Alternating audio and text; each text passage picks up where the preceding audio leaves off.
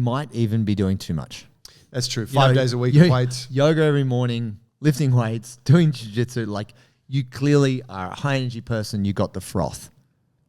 I would even say it could be, and this sounds strange because this goes contrary to a lot of what we say, it could be worth doing a fraction less. Hey guys, JT and I are out here putting out this content for you guys because we love you and we want to ask you a favor. One small thing, it's going to take you about 5 seconds. It is to like and subscribe to the show, and please leave us a 5-star review. If you're listening on an audio platform, just hit the 5 stars.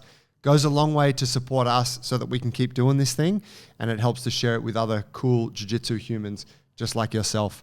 Thank you. Thank you very much. Q&A for BJJ. We've got cool people like you ringing in. They want to know information. We have the answers. Go to bulletproofforbjj.com, click on the podcast tab, scroll down. There's a red button. Leave us a voicemail. Tell us who you are, where you're from, or keep us guessing, and then ask your question. First one coming in from Josh. Do you need the best inside information on Brazilian Jiu-Jitsu? I have the answer for you. It is Tap, Nap, and Snap, the Jiu-Jitsu newsletter. We have partnered with them to help you guys connect to the latest happenings, drama, gossips, and goings-on in the BJJ world. We even have our own little section dedicated to helping you move better for BJJ. So if you're interested to find out more, click the link below and get connected with Tap, Nap, and Snap, the BJJ newsletter. What's up, guys? Josh here, long-time listener, first-time caller. Calling in from the sunny state of Florida. I'm a 3-stripe white belt with about 10 months of experience. I'm calling in because I wanted to see, do you guys have any tips for people that are injury-prone? For instance, I'm the type of person that will get injured very easily. And I consider myself that person that also does everything right to prevent these injuries. I do mobility drills before and after workouts. I try to do yoga almost every morning. I also weight train 5 times a week. Wow. But recently when I was rolling with another guy in my gym, I took top mount and tried to grapefly his legs, just trying to stretch them out, trying to attack. But I overextended my left leg and I felt my knee pop. Thankfully, it was nothing serious. The doctor just recommended that I put some ice on it and put a compression sleeve, just let it heal up. But just wanted to see if you guys had any tips for somebody that's injury prone like myself, but still doing everything right, in my opinion. Thank you guys. Awesome podcast. Looking forward to future episodes. Awesome. What a legend, Josh. Thanks for the out. question, man. Yeah. Shout to Florida. the sunny state of Florida. All right.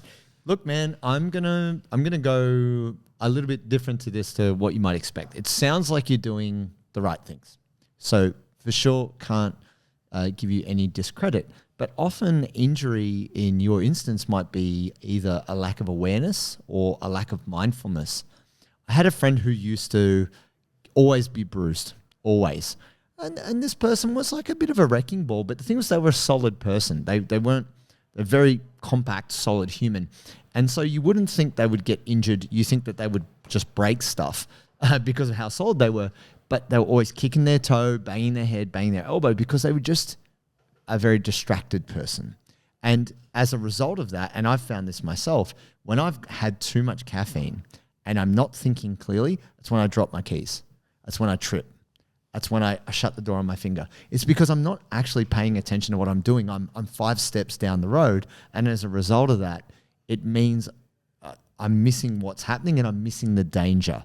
And I think that's the thing, that something very, it might seem like very basic, like, oh, I'm just doing this move. If you're not aware that your knee's really tight because you've done a bunch of squats or maybe you're overextending your arm in a position, you tap late, whatever it might be, it can be a result of lack of mindfulness or awareness. So that might sound a bit strange, but maybe if you're able to slow it down a little bit and pay a little bit more attention, this might be helpful in having you be less injury prone. Yeah, it's a really good suggestion.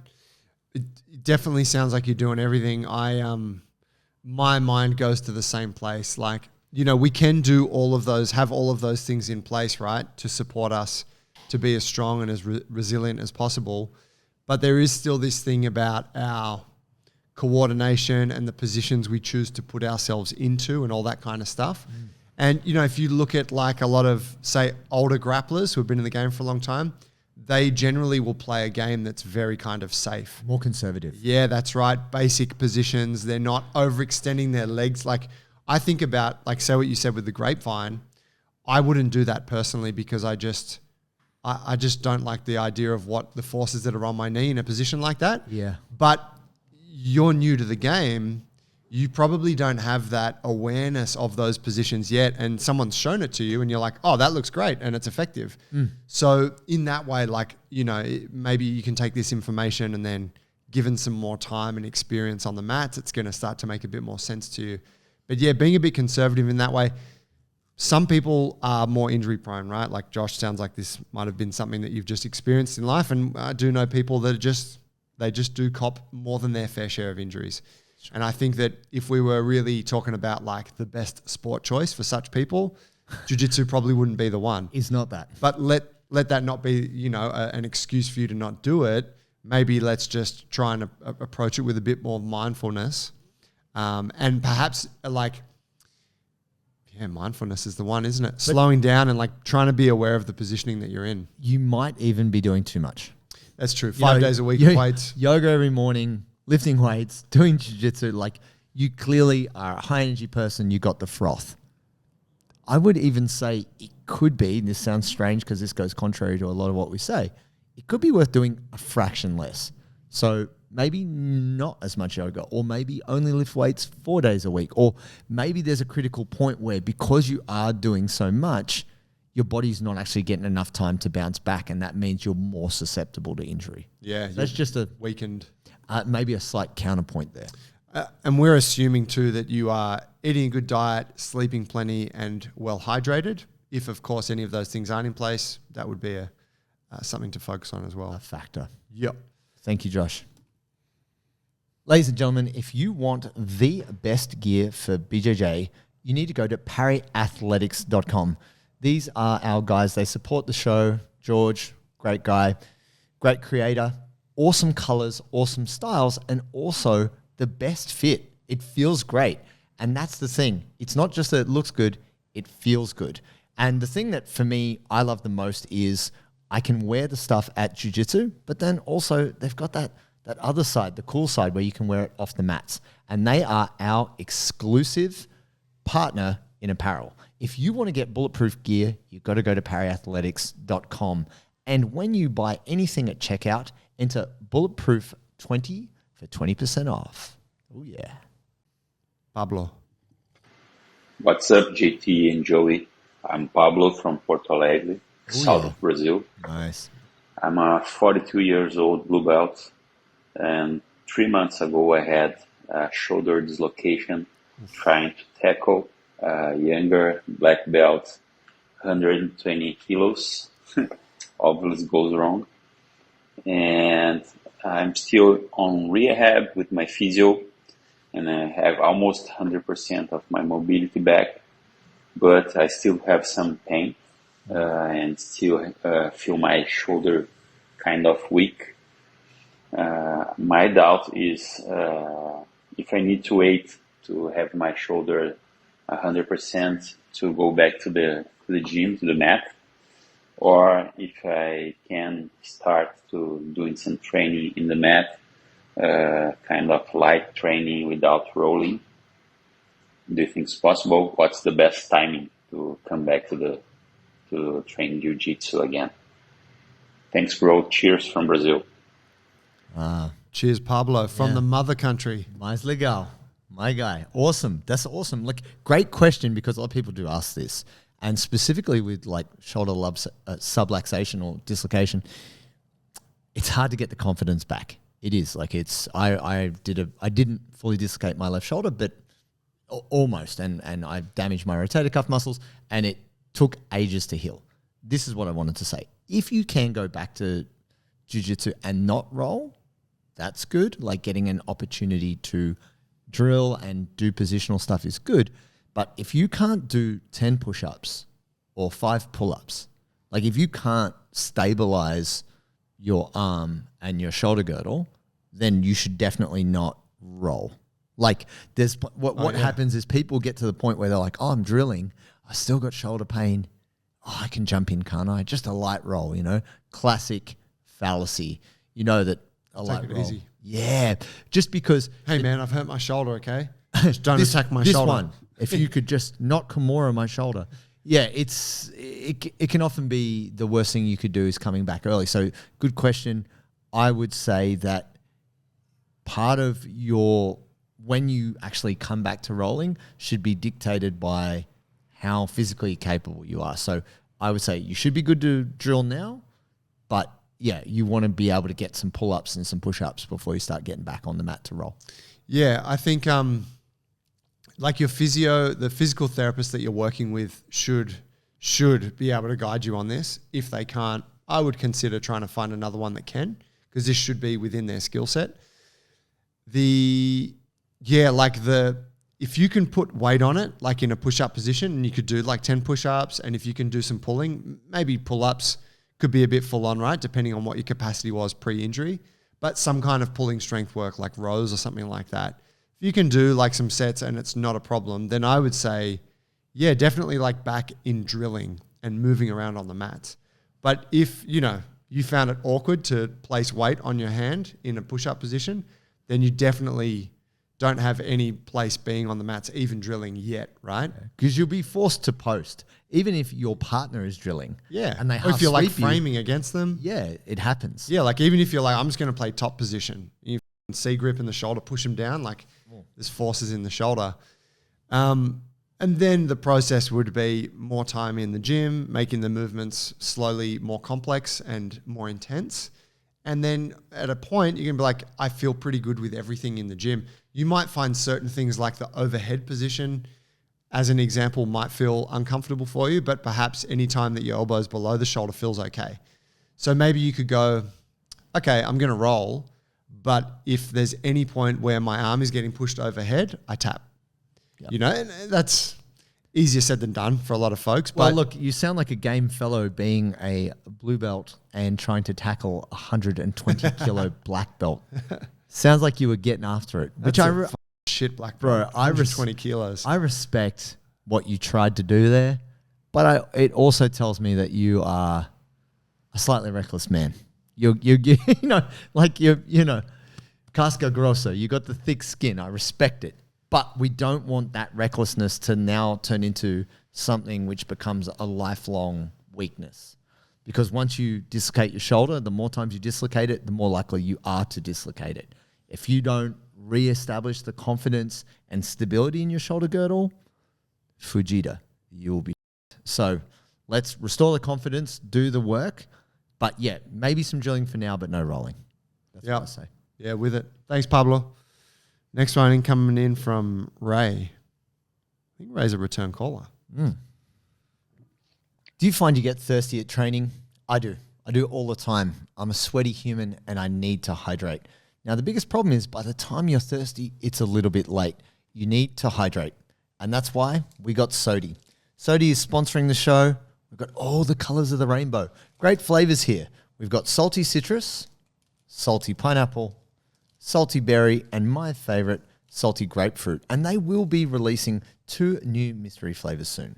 So why do we need this? It's going to prevent our muscle cramps. It's going to help our energy delivery. And it's also going to mean you're less tired, which is an advantage when you're training. If you want to maximize your jiu-jitsu and feel good when you're rolling, you need to get Sodi. And when you purchase, enter the code Bulletproof20 at checkout for 20% off. Oh, yeah. Hi, guys. It's Ray again. First of all, on the accent, you were both right. I am not from Chicago, but I have always lived since I was born within about 150 miles of Chicago. Okay. However, you're also correct that you should not call people where I'm from Chicago. On one hand, you did a remarkably good job of pinpointing the accent. But on the other, we specifically have a cuss word where I'm from that means people from Chicago. But on the subject of my hip, it turned out that I had bursitis. So they did a steroid injection into the hip, and that has resolved a lot of the pain, but not all of it. They also found arthritis in my spine, so I'm going to be doing physical therapy as well. But I am back to boxing 1 day a week and doing jiu-jitsu 1 day a week. So we're making progress. Love the show. Thanks so much, guys. Bye. Cool. Oh, what a legend. She called to share the update. That's nice. Yeah, that's brilliant. That's awesome. And look, I think speaking to that, Ray, when you do go and get a proper assessment of where you're at, when they let you know you've got bursitis or you've got degeneration of this or that, don't let that interfere with your view of the world. You know, like I've gone in for MRIs and found out I had more problems than I knew I had. And sometimes, even though we always promote people finding out where they're at, it's awesome that you're back to doing some boxing and doing some jiu-jitsu. Don't let doctors talk you out of being active, because there was a point in life where people didn't have MRIs and they didn't have x-rays and they were able to keep going. And it's great that you've had the steroid injection for you to be able to restore your hip function. And even though you might still have a little bit of discomfort there, don't let any kind of medical practitioner be like, well, you've got arthritis in your spine and you can't X, Y, Z, because there's a lot of people out there who have a degree of degeneration to their spine and they're living happy, healthy lives. Yeah. So I would just say my little thing on that is just get after it. It sounds like you're on the right track. Yeah, it's commonly said that if you if you scan anyone's spine, you're going to find degeneration. Yeah. Large part of that is that our spine evolved for an animal that walked on 4 feet. Yeah. And we now stand upright. And so our spine is imperfectly designed for the job that it does, but it does a reasonable job. Yeah. But in that way, yeah. So particularly if you're a little bit older, you're going to see some shit if you look close enough. And it doesn't necessarily mean that you have to change anything you're doing. For sure, the arthritis, I think that's also one of those things is common, right? Yeah. And of course, there's arthritis and there's arthritis. So you want to make sure that you're keeping an eye on the severity of that and acting accordingly. And blood flow is important. Like part of the reason why we get degeneration around our joints is they either get used beyond their means and take damage and have inflammation, or they get underused and as a result get, degeneration. So what I'd encourage you to do is, keep up your physical therapy and also work on getting that area stronger, because that's going to help support the area, get the blood flow in there, and ultimately keep you stronger for longer. Yeah, good on you, Ray. Yeah, good voicemails today. Thank you, Ray. Shout out to the good people 100 miles outside of Chicago. I want to know what that curse word is. Yeah, come back sometime. Tell us what that word is. God damn it. She's too polite. Yeah, that's right. Chicagoans are like, we know what that word. Yeah, don't you say it. The secret C word. Guys, if you got a question you want to leave it on the pod, go to the website, bulletproof@bjj.com, podcast tab, record a voicemail, or you can just go through our Instagram. If you just click the link in our bio, you can record a voicemail through there. We'll play it on the next show. Don't forget to like and subscribe. We'll see you next time. Peace, fam.